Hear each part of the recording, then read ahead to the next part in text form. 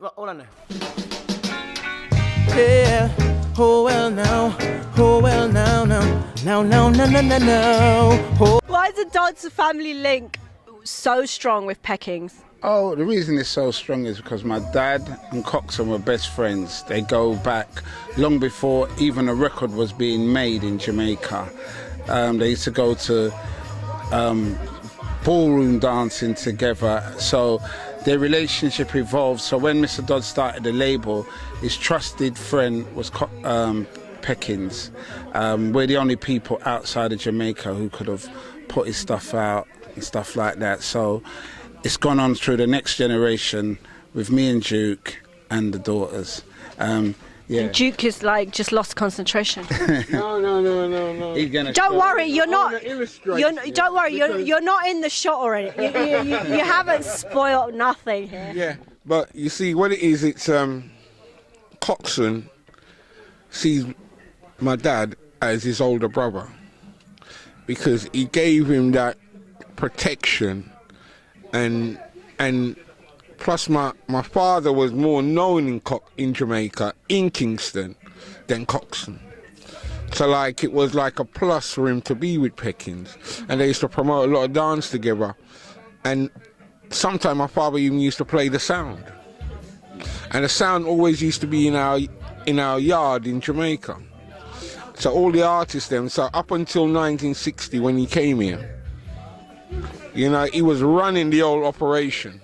You know, so to come here and start selling music, it was just like a plus, you know? So let's see this thing that you distract.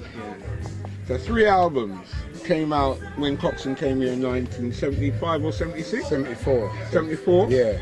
Right, 3 albums came out. And this was one of them. The Cables, Sugar Minor, and Carton and the Shoes. The Cables, Carton and the Shoes, and Sugar Minor came out, and if you look on the back of the sleeve, it tells you, it gives you the address of Peckings, because when Coxon was here, he lived at our house for like about 3 months, and every day me and my dad would just go out and do things together like they did in Jamaica.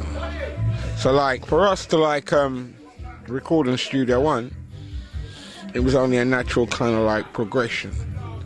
Because it's a dream for most people. Yes, but for us it was kind of like we've always sold Studio One from an early age, do you know? So it's nothing more than like they see us as family. Yeah. Do you know? And not being funny or anything, but we're more famous than Studio One. Our mother went to school with Miss Reed they were like about 4 years old. And they remained friends right through until Miss Reed died. And my mother was her agent in Europe to collect her money, you know, so it's only natural. It was just like the next step was to like start voicing on these rhythms. I was just saying before you came in here, you guys bagged Best Producers at the British Reggae Awards. So the question for both of you guys, what makes a good producer? Any takers? Good ears. Good ears? So you have to know here? Yeah, you gotta know what sounds good and what doesn't sound good. Or when an artist is good, and you can see that, how can I say, you can see the ability of someone. Someone might come and sing and be on an off day, but at least you can see to yourself someone's got something, but it just needs developing, and that's what we've been lucky with so far. Well, what he says is absolutely true, but because you produce two kind of music that's got longevity and music that's just for the moment, because you cannot like not take part and bring new talent into the business, young talent, and if that's their thing, that's what we have to do. But then we do a lot of classic stuff that will sell just like those classic Studio One, like the Eptones and Tops and all stuff like that. Those are the kind of thing, because we know that like long after we've gone, that work will be there to represent us.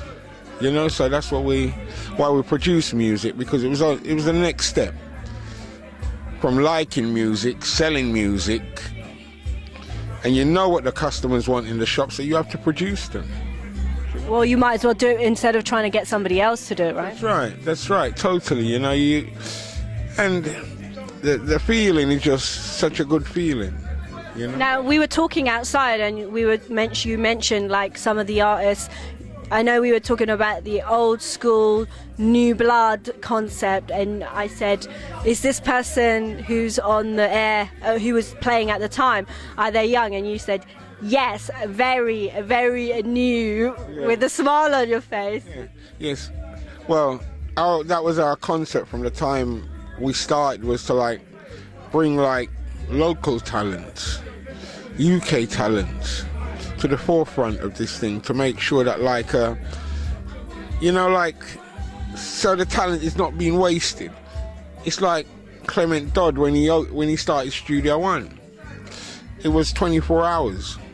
They were working 7 days a week, 24 hours a day, because there was so much talent from the surrounding area, and when others heard about it from the country, they would come in too.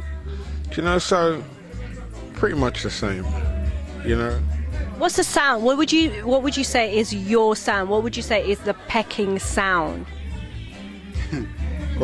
Good music. Good music.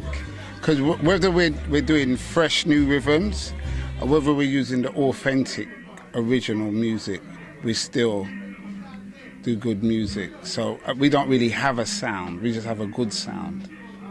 Yeah, I totally agree, because you know, Peckings,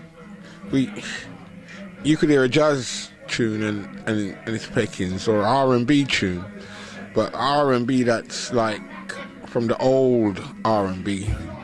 Do you know what I mean? Because we do know that like how things work is that it's a circle. So like the mini was in the 60s, then the mini comes back and whatever, do you understand? People's taste is constantly, you know, changing. So we just hope to like intercept it sometime, not all the time, and still be a part of the scene, you know? Because it's like, when you talk about the award, we wasn't aware, do you know what I mean? Because you weren't aware of it? I didn't think I saw any of you come there to collect it, actually, I have to say, but then I thought it was my fault for not remembering. Phew. Possibly, you know, because we didn't produce to get awards, but if they come, You're happy to accept. yeah, because we get that feeling that you get when you do something good, when you produce music, you know, and you actually listen to it. And then you think, yeah, I did that, you know? So that's a good feeling. What's the difference between working with Jamaican artists and UK artists? Take that one. Well, Jamaican artists, Jamaicans are very, very good. They're top of the game, you know? Honestly, they are. But I think that like Jamaica is constantly evolving. And if you listen to like the young generation of music that's coming out of Jamaica, there's no difference between that and America. So in fact, Jamaica has lost its ID. Do you know, because you don't have to follow Americans when you have your ID. You don't, and the Americans don't want you to, because they love your sound. That's why they love Damian Marley. He is not. He goes hip hop with Nas. But then his biggest tune was Jam Rock. So like, when the penny drops, will he pick it up? Just work with what you've got. Be who you are. You know, don't try and be someone else. And his dad would say the same thing. So do you think the British, like us British people, keep it very much more to the roots of it all? Well, I think that like reggae gets such a fight in England from the establishment, you know, mainly like the big companies like the BBC. So it doesn't get that fair play, you know, and it's the most positive music that's out there. And every other music dissects something from reggae music, jungle, hip hop, all of them. They all dissect something from reggae and then take it on and say it's their own. But in truth, it's reggae. Well, before you came along, he was saying, I'm never going to get you in here to talk to us because apparently you're shy or something like that. But I just want to say thank you. It's been a pleasure talking to you both. No problem. Thank you for coming, Yeah, you must come more often. I will definitely come more often. I mean, I'm old school young blood. Can you put me on a record maybe? Can you sing? I think that's the bit I have to work on. So now that I'm on your doorstep, I can come through and maybe sing some tunes. And I mean to say you can do a Marilyn Monroe, ooh baby. That's all you have to say, and we get the DJ to talk around you saying ooh baby. I just have to do a Marilyn Monroe style. Yeah. That's all right. I think I might be able to manage that. I'm not going to do anything for the camera. I'm going to save it up, practice every day because apparently, I was talking to Philip Smart in New York, and Clive, and one of the things they said is you got practice, and then they used to only have half an hour sessions. So if I take on that concept of practice, come here, don't waste your time, just like bang, might get somewhere in it. True. Right now you're standing with the microphone in your hand, so look, you already reached that place called somewhere. That's true. Yeah, you are a star within all this music, and you're the one that's bringing all the elements of it together in this program that you do, and your work. So without you, this would not be happening. So we say thank you for coming. Thank you. I think that was basically don't give up your day job. Nice way to say it. Rashma B from Boomshot, the hostess with the mostest. Big up. John Peckings. Me love my woman to my heart, But every day me a work. One day me come home and see her bag them pack. And she turn to me and tell me, say, well, every girl needs love. Every woman needs love. Every girl needs love. Every woman needs love. Alright. Candlelight dinner with the woman them like. Rose petals in the bath, the woman them like.